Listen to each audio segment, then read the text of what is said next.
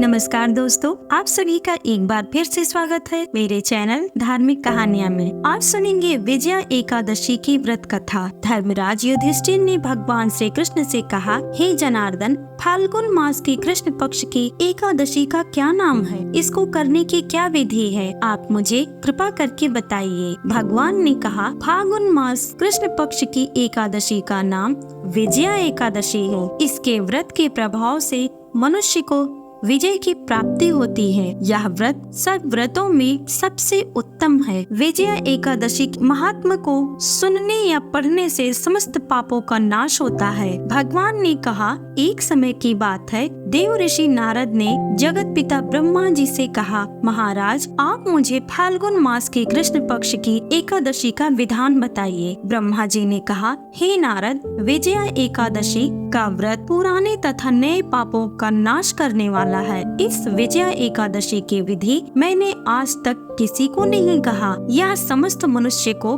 विजय प्रदान करती है। त्रेता युग में मर्यादा पुरुषोत्तम श्री रामचंद्र को जब 14 वर्ष का वनवास हो गया था, तभी श्री राम जी और लक्ष्मण जी के साथ पंचवटी में निवास कर रही माता सीता का रावण ने हरण कर लिया। इस समाचार से श्री रामचंद्र जी और लक्ष्मण जी अत्यंत व्याकुल हो गए और सीता जी की खोज में निकल पड़े। घूमते घूमते जब वह मरते हुए जटायु के पास पहुँचे तो जटायु ने उन्हें सीता जी का वृत्तांत सुनाया और स्वर्गलोक चले गए। आगे जाकर उनकी सुग्रीव से मित्रता हुई और उन्होंने बाली का वध कर दिया। हनुमान जी ने लंका में जाकर सीता जी का पता लगाया और उनसे श्री रामचंद्र जी और सुग्रीव के मित्रता का वर्णन किया। वहाँ से लौटकर हनुमान जी ने भगवान श्री राम के पास आकर सारा समाचार सुनाया। भगवान श्री राम ने वानर सेना सहित सुग्रीव के साथ लंका की ओर प्रस्थान किया। जब श्री रामचंद्र जी समुद्र के किनारे पहुँचे तब उन्होंने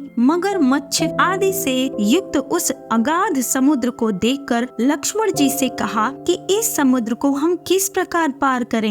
श्री लक्ष्मण जी ने कहा, मर्यादा पुरुषोत्तम, आप आदि पुरुष हैं, आप सब कुछ जानते हैं। यहाँ से आधा योजन दूर कुमारी द्वीप पर वर्दला नाम के मुनि रहते हैं। आप उनके पास जाकर इसका उपाय पूछिए। लक्ष्मण जी के इस प्रकार के वचन सुनकर श्री रामचंद्र जी वर्दला ऋषि के पास गए और उनको प्रणाम करके वहाँ बैठ गए। मुनि ने भी उनको मनुष्य रूप धारण किए हुए मर्यादा पुरुषोत्तम समझकर उनसे पूछा, हे राम, आपका यहाँ आना कैसे हुआ? भगवान श्री राम ने कहा, हे ऋषि, मैं अपनी सेना के साथ यहाँ आया हूँ और राक्षसों को जीतने के लिए लंका जा रहा हूँ। आप कृपा करके समुद्र पार करने का कोई उपाय बताइए और मैं इसी कारण आपके पास आया हूँ। वर्दला ऋषि बोले, हे राम, फाल्गुन मास के कृष्ण पक्ष की एकादशी का उत्तम व्रत करने से निश्चय ही आपकी विजय होगी। साथ ही आप समुद्र भी अवश्य पार कर लेंगे।